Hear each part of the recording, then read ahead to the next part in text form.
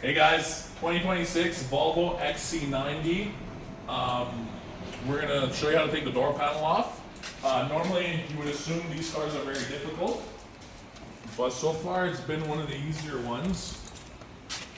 You just gotta remove this little rubber thing. Honestly, man, I'm just using my nail. I'll get it. I'll get it.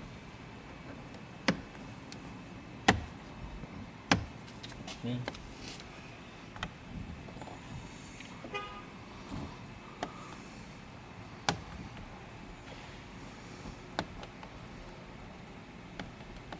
There we go. Remove that. And you just need a torque bit.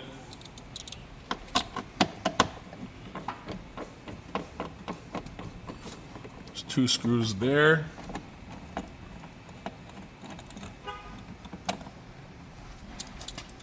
One.